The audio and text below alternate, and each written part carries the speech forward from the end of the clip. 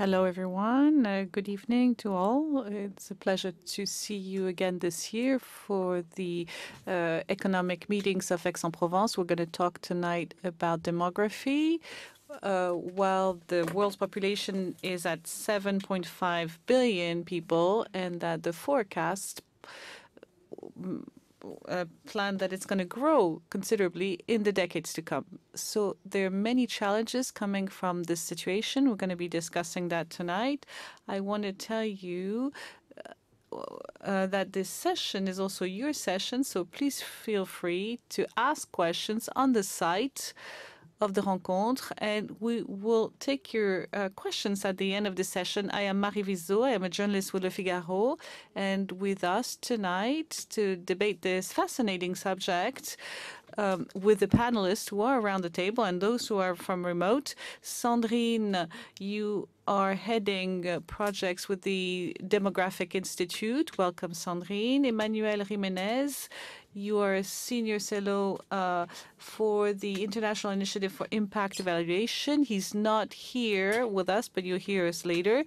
Mr. Sheikh Arkat, who's the Director of National Council of Applied Economic Research. You are following us in New Delhi, and you are with us in the studio. So Myriam Durand, welcome. You are heading Moody's France.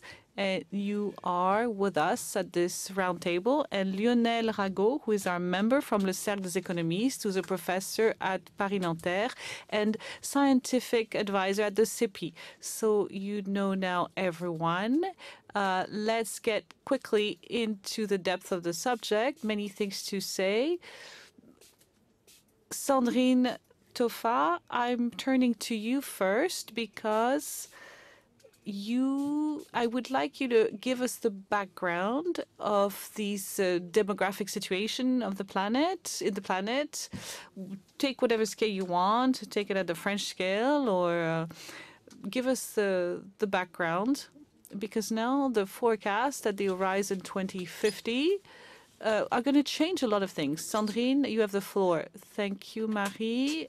First of all, I would like to excuse the managing director of the INED, who cannot be with us tonight. So I will give you the landscape of these demographic forecasts that were given by the United Nations at the Horizon 2050, and maybe go back on the preconceived idea on demographic explosion. We also talked about demographic implosion. So let's go back on the challenge of the demographic transition up to 2050. And also talk about another challenge with the migratory challenge. So in terms of demographic transition, the forecasts are 2 billion up to 2050. It's a forecast, so it's a scenario that is based on the actual trend, which is a drop in fecundity that is global, so all the countries are concerned, and a drop as well in mortality rates. So it's a scenario of stagnation and not of demographic explosion, because the demographic growth keeps slowing down for the last decades, and that globally. So the idea of explosion is that there are many differences between the regions. It stagnates in Europe and in North America. It stagnates as well in Asia and in South America. And it stagnates less so in Africa, which is going to take over half of the demographic growth by 2050. So to give you a few more elements in the fecundity rate, the fecundity that has dropped in Europe, that went below the threshold of 2 children per woman in Europe and North America, would increase slightly, but would not drop, but would continue to drop in Asia, where it's at just about 2 per woman, and in South America, but that it would strongly decrease in Africa, where we're at 5 children, on average by woman, and would get to 3 children per woman in 2050. So this drop in the fecundity rate in sub-Saharan Africa is a stagnation, because 2 billion is a stagnation of the population. So the challenge here is that this stagnation boils down to an aging of the population. And the number of people that are over 65, it's 1 person out of 11 in the world. At the horizon 2050 would be 1 out of 6 person, and 1 out of 4 for Europe. So beyond the aging of people, of population, it's also a higher dependency rate, because there's going to be a lot of people over 80. Of course, except for the African region. So this growth of aging people and very aged person is going to be a challenge. How are we positioning ourselves in France with that challenge? The demographic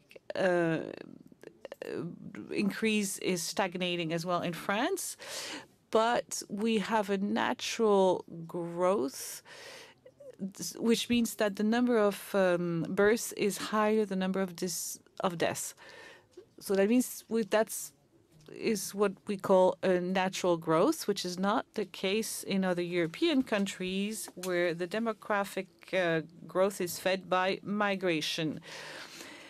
In a fourth of the population is going to be an aging population. We are nevertheless one of the youngest countries of the European Union, with about 12% of young people, and that's an exception, particularly compared to Germany and Italy. So the demographic evolution is stagnating, but however, we're still one of the youngest European countries.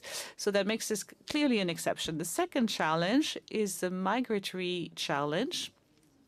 We have many numbers going around that make it difficult to make some forecasts, but there's some things that we know from the Observatory of the Migration. We always have in mind this idea of migration from sub-Saharan Africa, but of course, there's an increase of demographic evolution. So in 2050, it will constitute 22% of the world population.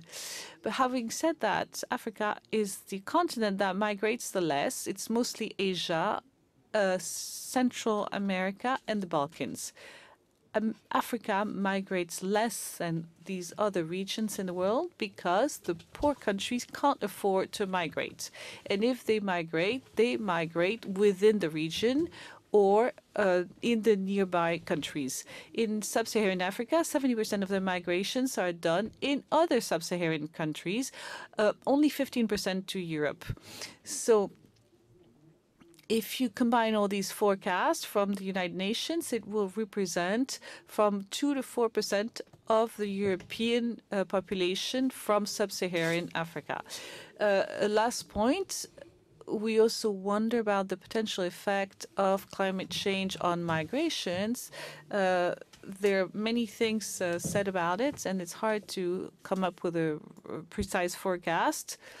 It doesn't seem to have an impact on the intercontinental migration, but a direct effect on the migration within the regions, particularly the population that seem to come back to the region after a catastrophe. When they've had a hurricane or tsunami, the population migrates temporarily and then comes back to its region and it wants to face the climate disasters in their own region. So what led to definite migration is a severe drought, like in the Horn of Africa. I don't know if I have another minute. Just to conclude, because demography is about studying populations and living conditions, and COVID-19 to talk about social cohesion, which is the second part of this roundtable. So the question of the lockdown, there were a lot of surveys that would ask the French population on how they survived the lockdown, and what came out is that the COVID and the lockdown increased the inequalities between generations, between gender, between social inequality, of course. It's the people over 65 that were the most affected, the poorest population, because they had diabetes or pathologies and a higher rate of mortality, not only the older one, but the poor ones. So health inequalities are a real challenge. And the second inequality, it's of course, everybody said there's an impact on the oldest people, but also for those for the young ones, the living conditions deteriorated significantly. For those who could not be in the lockdown with their parents, and it made them very pessimistic about the future. And there's also gender inequality, because it, of course, sent back women into their domestic area that traditionally belongs to them, and the men and they happen also to be working less than men. So, of course, dealing with the domestic chores. Thank you, Sandrine, for this very clear background on the demographic situation. Emmanuel Jimenez is not with us, but because he's in Manila. But I interviewed him on the complex challenges of demography. So he tells us about risks, challenges, opportunities for emerging economies. So I'm going to let you hear him. Alors, in developing country would lead to famines and social upheaval. That has not happened. What do you think the demographic challenges are for emerging economies? Thank you, Marie, and pleased to be here. Yes, it's true. Analysts, including many economists or business scientists, predicted famines and social upheaval. But agricultural innovation really helped to solve that problem. But also the other thing that happened is that fertility rates went down dramatically in most developing countries. What that's meant is that the population pyramid in these countries is no longer really a pyramid in which you have very many young people and only very few old people. In fact, what it looks like is more like a bulb in which you have a youth bulge, in which you have large numbers of still relatively young people, but not so many children and babies, and of course, still not very many old people. In fact, analysts predict that young people aged 12 to 24 is now 1.3 billion, and that by 2035 it will be 1.5 billion. It's the largest cohort in history. Now, some people see these numbers as a risk. Young people make up a quarter of the working age population in many developing countries, but more than half of the unemployed. And yet these large numbers of people present these countries with an unprecedented window of opportunity, because with the declining fertility and this youth bulge about to enter the labor market, what that means is for a few generations, there'll be very many more working age people relative to the number of people who are not working, that is the elderly and the very young. This can be a tremendous source of growth for countries. The question is, can these countries become rich before they become old?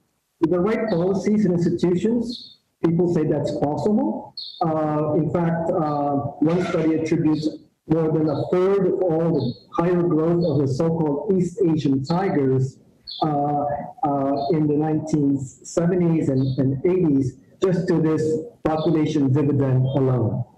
Now, what can countries do to make sure that they take advantage of this demographic dividend? About a decade ago, the World Bank, where I used to work, produced one of its flagship reports on youth and development and talked about three main strategies. One is to make sure that countries broaden opportunities for young people to develop their human capital. This, of course, includes not just getting more kids to school. In fact, many developing countries have made tremendous progress in the quantity of education, number of kids in school. But it means that improving what those kids learn when they're in school. The quality of education is still an issue. This goes beyond making sure that teachers are well trained and motivated. It also means making sure that young children are better prepared to go to school through programs such as early childhood education, which research has shown has tremendous returns, not just in primary and secondary school, but many generations thereafter, including perhaps lowering crime rates for young adults. The report also talked about the need to measure quality of education and to monitor that over time. Not many countries have been doing this, although more have been doing it lately. Another way to broaden opportunities is to make sure that young people are able to enter the labor market in an easy way that actually gets them on a good start to a working career. And getting first jobs is difficult for many young people because they're inexperienced. In the countries where it is very hard to fire people, for example, or which have relatively high minimum wages, their unemployment rates for young people are higher because of these inflexible labor laws. So it might mean that countries need to look at labor laws to make sure that they're not biased against young people. So that's the first step, is to broaden opportunities for young people to develop their human capital. The second leg of the strategy that report talked about is having helped people broaden the opportunities, is helping them choose among those opportunities. Whether we like it or not, I have 4 kids myself, so I've gone through this several times, that young people start to make their own decisions about whether or not they go to school and if they do well in it, whether or not they take care of themselves in terms of their health. Informed about the pros and cons of the returns to investing in their own selves in terms of their human capital. And research, for example, has shown this, that just by telling primary school graduates about the returns to secondary school has led to those people who had that information staying longer in school relative to those who didn't. The other thing that much research is being showing now is that it's quite important not just to develop the cognitive skills of people, but also to help them develop life skills about decision making that would be more important. So even if we help people choose among those opportunities and they do better at it, inevitably mistakes will be made.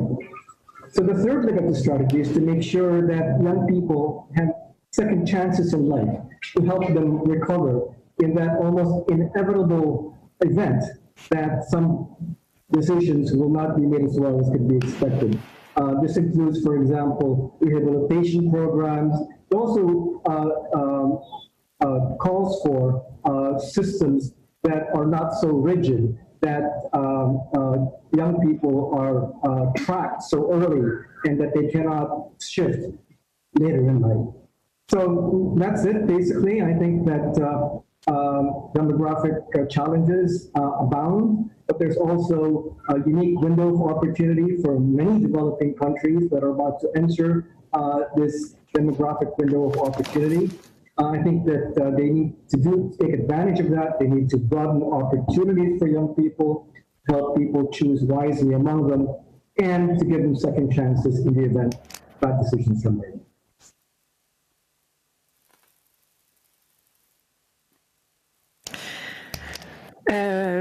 Voilà, alors on va remercier encore Emmanuel Jiménez de s'être livré à cet exercice. Thank you, Emmanuel Jiménez, for your paper. It was not an easy task.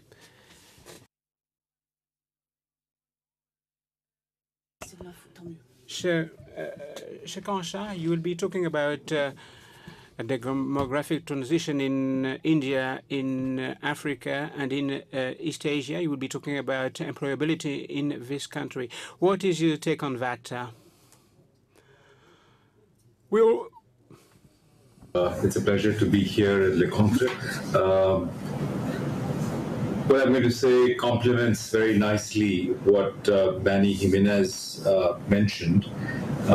India will soon have the world's largest labor force, bigger than China's, and very much is part of the demographic transition that the previous two speakers spoke about. That is, we have many more young people entering into the labor force than very young people who are not yet in the labor force and the dependent population. So this creates a unique opportunity, which is very often called the demographic dividend. And the big challenge facing large countries like India and also developing countries in Africa is how to make the best use of this demographic dividend. Because history tells us that almost no country has developed, and almost every country that has developed has at some point or the other enjoyed the benefit of this demographic dividend and consequently has grown rich. This is the phrase that Manny Jimenez used, and which comes from a report that we did last year at the National Council of Applied Economic Research, said India must get rich before it gets old. But that applies to almost all countries that are still developing countries. The challenge that policymakers face, and they face this in India in a very big way, they also face it in Africa and other parts of the developing world. The first, and it's a triple challenge. So the first challenge is incentivizing the creation of good, well-paying jobs. If you don't have the jobs, then it's very hard for young people to decide what kind of skills they need and therefore how they can be most employable. So the first task is, how can economic growth lead to job-producing opportunities? The second challenge is to create efficient pathways for skill acquisition, and I have more to say about that in a minute. And finally, being able to protect those low-paid, semi-skilled, low-skilled workers who do not have the ability to enter into the labor force, how to protect them through social protection measures and schemes. So those are the three challenges that I think policymakers in the developing world and certainly policymakers in India face. An additional challenge comes from the fact, just the massive, and this is particular to India, the massive scale of the labor force that we are talking about, and the fact that India possibly needs about 1 million jobs every month in a way in which that they can be employed, new people can be employed. The types of skills that are required in this process, we have broken down into 3 foundational skills. These are the basic and higher cognitive skills and the social and behavioral skills that Manny Jimenez also referred to. So those are the foundations on which you can build a good labor force. The second, of course, is employability skills. These are the skills that make sure that you have the right attitude towards work, that you are able to communicate well, all the soft skills that go into this process. And finally, there are the entrepreneurial skills that allow people to take risks, to make sure that they take risks in a wise and sensible way, and that they actually continue to learn throughout their life so as to be able to make sure that they are employable across their lives. This kind of structure then leads to a framework of thinking about how you can create these skills and then how you can ensure that these young people that are the product of this demographic dividend can contribute to rapid growth and wealth accumulation in the country. And we start with the acquisition of skills, and policymakers need to think about how workers, before they enter the workforce and throughout their lives, can continue to acquire skills. The second and most important part is the matching of skills. So the acquisition of skills and then the matching of skills to jobs that are available, and so that workers can actually see a return to their skill acquisition. And finally, and most importantly today, is the anticipation of skills. As we know, we are struggling with understanding the workplace of the future. And indeed, the coronavirus has made that even more important as a challenge, because we actually are now working very differently. The fact that I'm joining you from Delhi by video conferencing is an example of that. Otherwise, I would probably have traveled to Aix-en-Provence and have been with you for this workshop. So here we are struggling with a whole new way of working. My office has been closed for more than 100 days now, but we are all working 10, 12 hours a day using various digital means. So that the anticipation of skills is going to be very important. And for that, we need the kind of open learning, lifetime learning, where you are focused not on the ability to hold a job, but the ability to actually learn and continuously be employable in the world. So those are the three-part framework that we use in discussing with policymakers how we can ensure that this demographic dividend allows a large country like India to get rich before it gets old. And so these are some of the challenges that I think we face in the developing world, and to a lesser extent because the scale is much smaller in Africa and some of the African countries, but certainly in South Asia, which is today the largest repository of young people, these challenges are going to be extremely important. And that's where I think policymakers need to pay a lot of attention to be able to convert this demographic dividend into something that really will change the course of these countries. I'll end there. Thank you.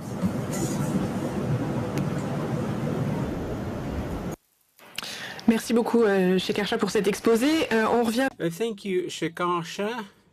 We will turn to you as part of a Q&A session. I've received lots of questions, so I encourage you to ask your questions regarding demographic challenges. We'll try to answer your questions. Myriam Durand, so you've listened to all these analyses. So what can be the impact of demography on crisis? Coming on a panel to talk about demographics. And the answer is pretty simple in the sense that it matters, and it may have an implication on the ability of the borrower to repay its debt. When you've heard Sandrine Dauphin speak about environmental risk, you also may remember that last year in Aix, we spoke a lot about environmental risk, and Moody's had qualified the risks at stake and found 11 sectors representing $2 trillion of debt were at risk of environmental risk. In the social space and in the demographic space, which is obviously part of social, we found that we talk about 28 sectors designing the same heat map are at risk also of having social risks develop in the next couple of decades. That represents $8 trillion of debt, so it's even a higher potential risk. Now, I'd like to talk about three themes, really. One, it's the fact that if you have enough birth rate and enough good demographics and good vibrations, that speaks to the economic potential of the country. That's not necessarily sufficient, and the previous speakers have spoken about the need to have basic education, the access to infrastructure and health systems, but it's a starting point. It's not necessarily sufficient, and we saw that during the Arab Spring. You had a number of very well-educated people, but if you have high unemployment among the young people, then that can break your social cohesion. Even in the old countries, or the so-called old countries that are aging, as Sandrine really well described, there's a way to make sure that you can regain some economic growth potential, and there are actually several ways. One of the ways is to think about how you can bring the women back into the workforce. And we published a graph on Twitter 2 days ago, which is showing the curves in various countries over the last couple of decades. What's interesting, for example, is that in Japan, it's been rising really steadily from about 62% to 75%, while in the US, the curve was a lot more flattish. And what's interesting is that the two curves are crossing in 2014. So that's one way. Another way is to bring back to the labor force the old people, and that's a tough subject in a number of countries, particularly in Europe, where we're living. And here, Vigeo Eiris, which is a Moody's affiliate, has done a study and found out that only 2% of the companies report on programs that they have to reskill, retrain, or find a way to bring back or to elder people. It's only 2%. It's quite a low number. You can also fight against long-term unemployment, which is an issue again in a lot of developed countries. And that's a theme that has developed over the last couple of decades. Now, an alternative to bringing back people into the workforce is to try to improve productivity. That has proved a lot more elusive in a number of developed countries. In Germany, for example, there was the Hartz reforms back in 2002, so 20 years ago, which created more flexibility in the labor law market, but that has proved difficult to implement in other countries.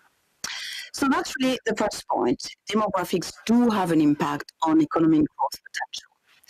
Now, even if you speak about an aging population, and as Sandrine very well described, it's the case in a number of continents, there are ways to think about what the governments can do. And governments will have to bear the brunt of the consequences of the ramifications of these aging populations. And there are quite a few. The health system, the pressure on the health system, which I think we've seen during this COVID crisis, the pressure that we are going to have also on the pensions that will have to be paid out. And there's only hard choices for governments. Either they reduce expenses somewhere else, or maybe in these categories, health or pension, and that's the whole debate around pension reform, or they may decide to raise the revenues, and that means raising taxes, or they may decide to run higher deficits, and higher deficits would mean bigger debts. So when you think about the choices in front of the countries and the governments, there's only hard choices. Pick your hard choice in a way. I'd like to say a word on corporates. I've spoken a lot about countries, but these demographic and social questions have ramifications into the corporate world, because over time you have changes in consumer patterns, in the way people behave, in the way they live. So I'd like to pick two examples. There are the obvious examples about education and health system, but there are less obvious examples. Think about the gaming industry, where the young generation is not going to the casinos as the previous generations may have gone. I'm thinking also about industries like the beverage industry. I don't know what my kids or their friends would say about that, but the stats tell us that Generation Z is drinking less alcohol maybe than us or our parents. Again, I'm not too sure I've tested that hypothesis with the people around me. But the point is that from a credit standpoint, that will have implications that we, the rating agencies, have to take into account when we look at the ability to repay the debt. And to finish, and maybe circling back with COVID, we have seen the impact. We have seen the impact on the health. We have seen the impact on the demographics. We have seen that it is impactful to the S within the ESG. And so maybe our conclusion is that whichever way you look at these questions, we do need to think in terms of the E for environmental, the S for social, and don't forget the G for governance. These ESG factors have an impact on credit that is likely to become more and more important in the coming decades. Thank you. Merci à vous. Merci beaucoup, Myriam Durand. Alors c'est enfin vers Lionel Rago que je me tourne pour... So now I'm turning to Lionel Rago to conclude this presentation before we'll debate together. So you concentrate on the aging fact element of the population. So yeah, beyond the conclusion, I would like to bring some more questions for the debate, because I have what I'm going to say is going to be worrisome versus the other panelists who propose some solutions from the young people in emerging countries, but that could be also found in developed countries such as France. I would like to raise a concern linked to the title of these meetings, which is Facing the Disorders of the World. We're going to get through it. And this sentence, we're going to get through it, leads us to think that the situation is not as good as we think. And of course, my point of view is typically French. So I know we've talked a lot about the emerging countries, and Sandrine reminded us what's happening globally. So why my words are going to sound maybe not pessimistic, but concerned. We talk about social cohesion facing demographic explosion challenge. We are affected by aging. We have, as you remind us, Sandrine, we have more people being born than people dying, but we still have an aging factor in the population, and that has already created some tensions in between generations, because we had a debate around this baby boom generation that benefited from the after-war economy and started complaining and saying, you know, we're paying more and more retirement funds. So we had these tensions between generations, but they were not creating a major problem. Where the concern is bigger, and I wouldn't say the same things last year, is we had COVID-19 in between.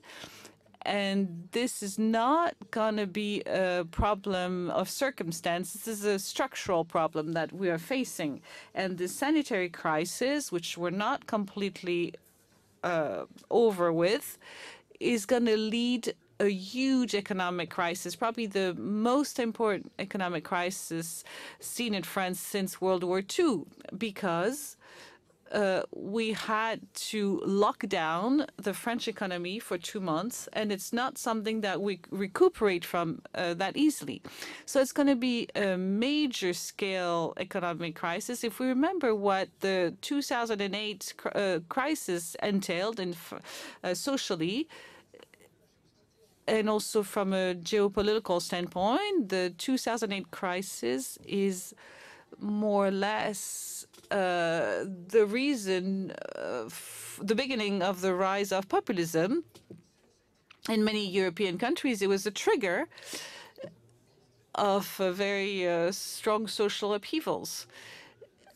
The concern in France is that it may bring back some this generation tension. So we have to think deeply about the policies to put in place to maintain social cohesion between the various generations. So before I go into the economic crisis, its impact, Sandrine Dauphin reminded us that the sanitary crisis has shown some inequalities, including between generations. So it's mostly the over 65 that was mostly affected by the virus, less so for the young ones, even though nobody was completely protected. But we see that the caricature, so to speak, is the American president and the Brazilian president, who play on the generational divide by saying the economic cost has a very cost is very high on the younger ones, whereas the sanitary cost is higher for the older ones. And we heard these types of debate as well in France. The sanitary crisis has opened up debate on the generation tensions. And so is the economic crisis. We think for now money is growing on trees, you know, the debt is not a big deal. Everybody can pull out 500 billion and, you know, and we're good to go. We didn't want the economy to collapse. That was the major challenge. So we didn't have a choice.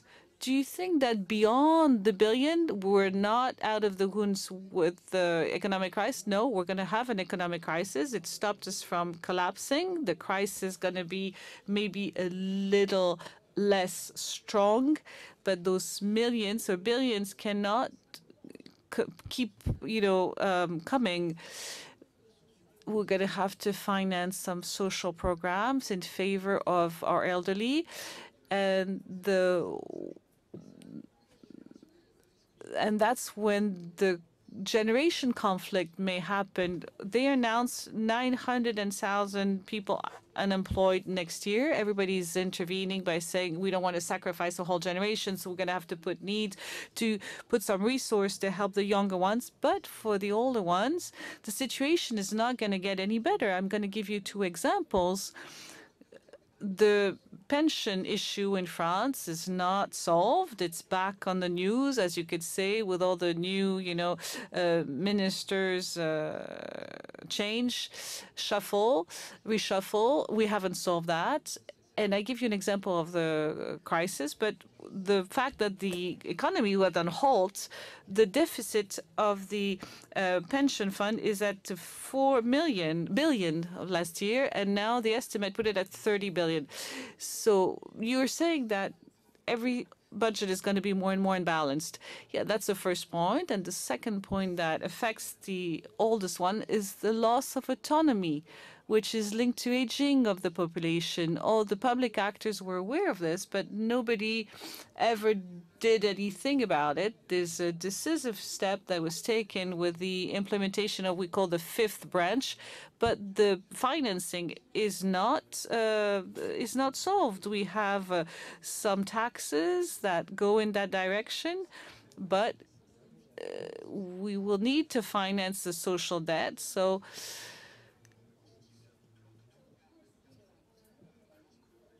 the needs, we're going to be able to generate 2 or 2.3 billion, where the needs are up to 6 billion. So there's going to have some serious readjustment in times that are going to be very difficult, and we will have to avoid at all costs tensions between generations and maintain social cohesion. We have a few leads, but they're not as easy to follow as it sounds. I'm going to ask Shekhar Shah, if he's still with us, if in emerging countries, like the one that you study and you know well, these tensions between generations, do you feel them? Do you fear them? What is the situation there? Those point about the social tensions that have been created by the COVID-19 crisis are as true, I believe, in emerging market countries like India as they are in a country like France or Japan or the United States. The social tensions here are coming from a variety of different sources. The first one, of course, is that the coronavirus has a different impact on people with comorbidities, the aging population. They are far more vulnerable, though, of course, we know so little as yet about how the virus performs and acts, and there's a lot to be learned, and we're learning every day. So there is the differential impact that this is creating for the aging part of the population as well as the younger part of the population. The second is a much more fundamental and a long-term issue, which is that if there are not enough jobs and enough opportunities being created for the young, frustration will increase, social tensions will increase. And by the way, all of this has been exaggerated even further by the current crisis. France locked down for 2 months, India locked down for much longer.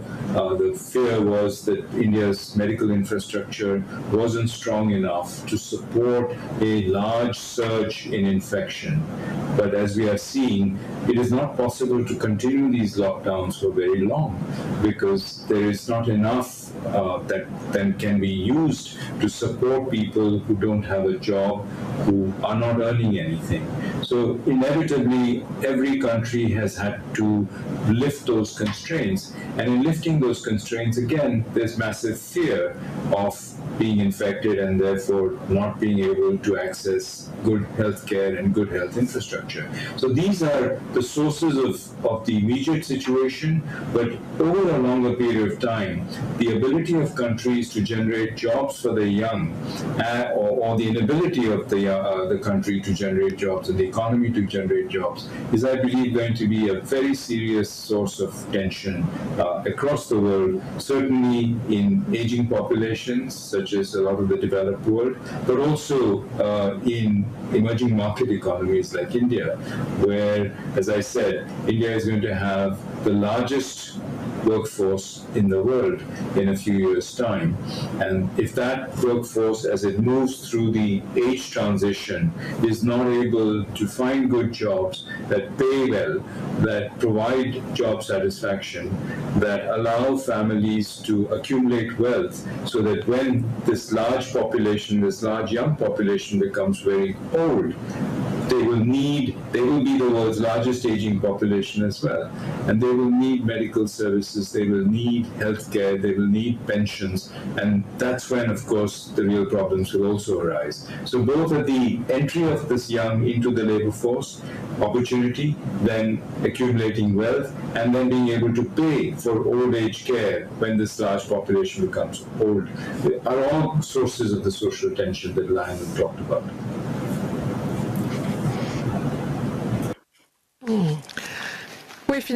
Well, so finally, your concern is shared. If you ask around, you realize that there's some serious issues lying ahead of us. So I'm going to start answering the questions from the audience, because there are some people who send us their questions. So I'm taking them as they come. Maxime de Simon, should we think of social cohesion policies at the scale of a region, a country, or a town or city? Should we give global guidelines, or should we let the people pilot it and steer it locally? Lionel, I turn to you again. Well, it's going to be on all levels for social policies in general. It's done at all levels. Some can be done at the national level. You cannot have, a retirement policy locally. Obviously, that is going to have to be nationally. But on the help to young ones, maybe the local authorities can play a role. So all levels matter. Sandrine, yeah, just a word. We talked about the global trends, but we have to look at the territories. If we talk about France, there's a difference between the center of the country, the north of the country, the west of the country, and we tend to forget the overseas territories that have challenges in terms of social cohesion that are even more acute, because the Caribbeans have a very strong demographic growth and a lot of migration of their young ones to the metropole. So they're going to be one of the oldest departments, territories, regions of France with sanitary issues, of course, that are more acute than they will be in the mainland. I have a question for you, Myriam Durand. Is demography, as it had an impact on the rating of a country? Not directly. I cannot say that we degraded the scoring of a country because of demographic reasons. But it is an important factor, and there are some impacts economically that affect even the economic fabric of the companies. If we look at demography in Europe, the median age in Germany is about 46, and it's 47 something in Japan. So we're looking at countries in Europe where the median age is already quite high. But degrading the scoring of country because of its demography, no, this is not happening. There's other factors that can underscore the grading of a country, the debts, the type of institutions, the type of policies that is being conducted. So it's an important factor, but that will not degrade the rating of a country. Okay. So let's continue the discussion. France is aging and has to address the needs of the seniors. What is the place left for the young ones, the young people? What should they expect? I don't know if it's a too broad a name, the young people, and they wonder what place they will have in this society. Well, they should hope for a lot of things. I'd rather use the word concern than pessimism. Of course, the job market is going to be tense for the coming generation this year. On the workforce, all the decision takers are going to put in place a lot of tools to help them. the problem that they're going to come across in the months to come is not linked to the aging of the population, is linked to the COVID-19 very clearly. The issue that they're going to meet should not be linked to the changing of the population, the aging of the population. I want to add that this crisis is probably the worst that we've seen in a long time. But if we look back, and I'm going to act like a dinosaur, but 1991, the Gulf War, then the SARS crisis. We've seen a lot of crises, and young people have entered the workforce. I started working in 91, and I remember clearly it was difficult. The issue that we have now is that the crisis is unprecedented in its scale. So it's going to be harder to get out of it, and it's going to take longer. But the young generation have a capacity to adjust that some of us don't have anymore. So they will have the capacity to adjust to the new world and come up with some changes and innovations to make sure that the world of tomorrow it will be different than the world of today. Let's be optimistic. I take the next question. This situation of mistrust of the society, I think the question happened when we're talking about that, and the form of populism.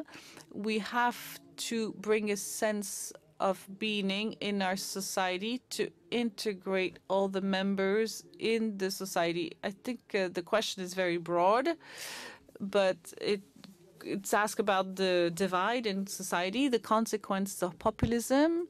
So, yeah, that's what I said. The 2008 crisis does not explain everything, but was a trigger of a lot of social phenomena, including populism, because it marked a halt, a stopping point, and a lot of social categories did not see any perspectives of evolution to improve their situation.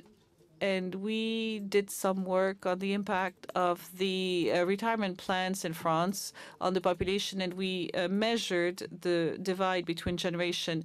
If we didn't have the 2008 crisis, all generations of all age had a better living standard than the previous generation, except after 2008.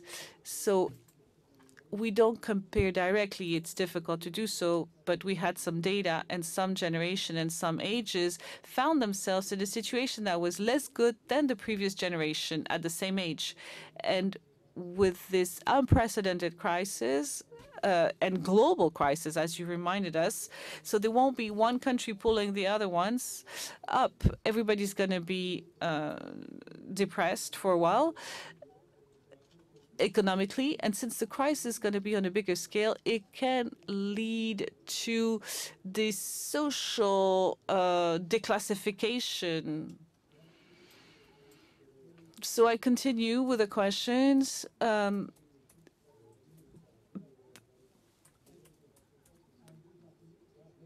Parenting in Europe becomes a problem. Oula, that sounds like a complicated question. When will we integrate this data in the demographic equation that we have to solve? I think we can avoid this question. No, okay, parenting, it's about access to everything that is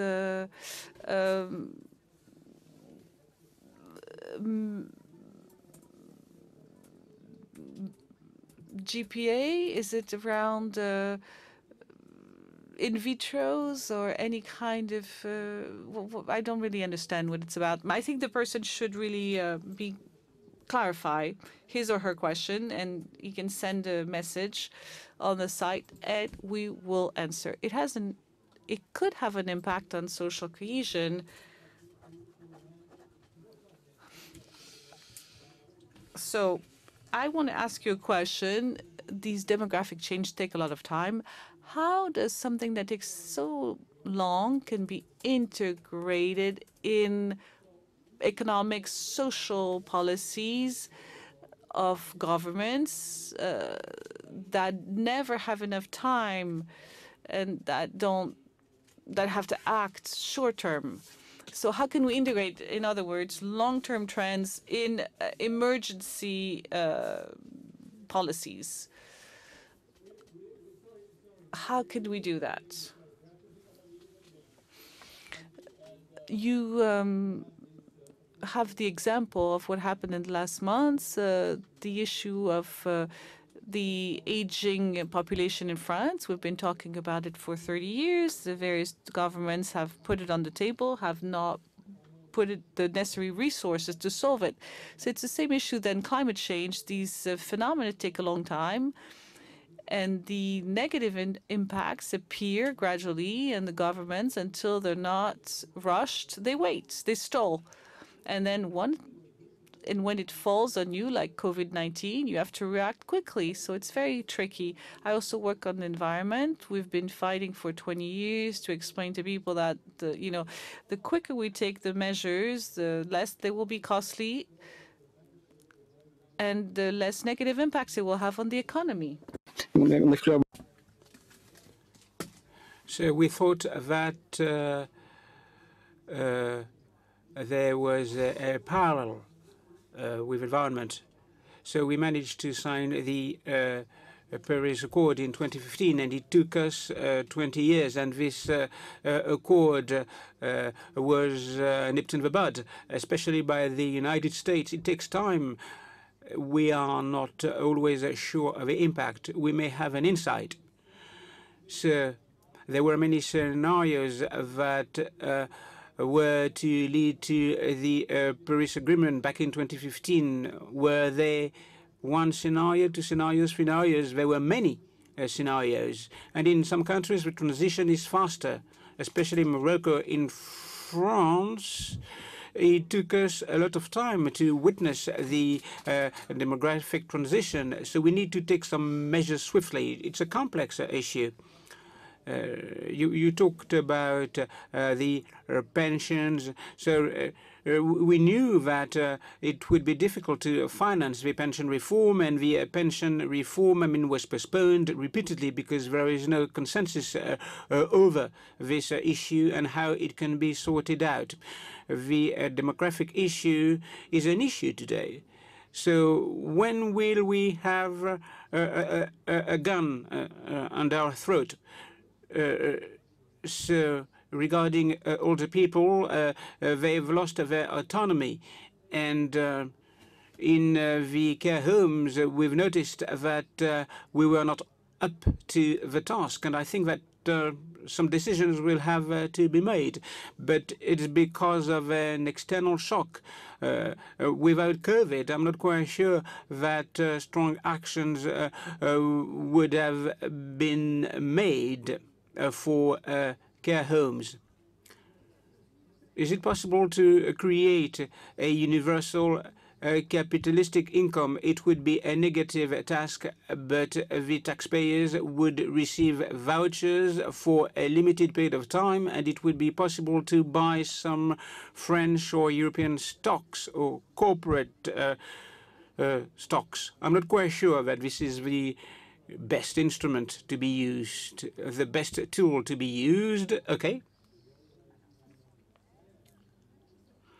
Another recurring question, Mr. Chekanchin.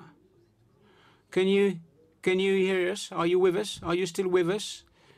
We've talked about France. We talked about funding of a pension reform. We talked about people being dependent, all people being dependent. What is your take on the emerging countries? You talked about those already, but what is your analysis? We've described the French situation. So what do you think of the situation in your part of the world? Through perhaps one of the most complex challenges that the world has seen in recent history. And as Lionel said, it's affecting every country. So it's not as if some countries, through the international trading system, are going to be able to pull other countries. Also, because of the rise of populism, as well as the kind of constraints that the coronavirus has imposed on international travel.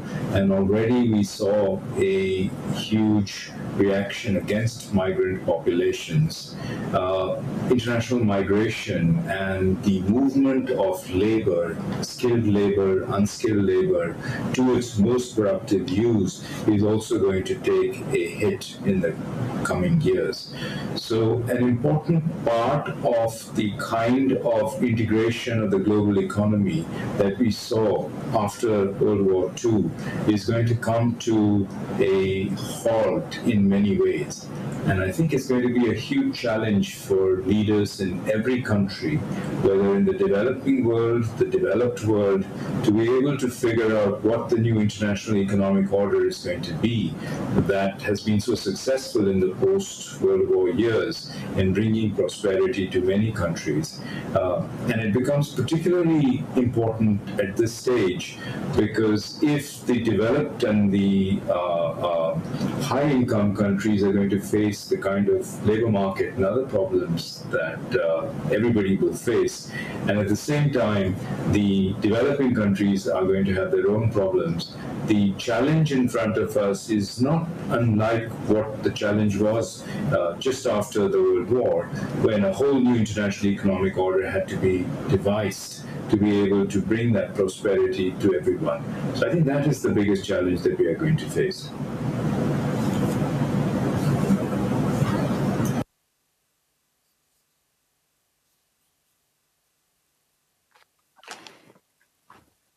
Ok, merci beaucoup pour cette analyse.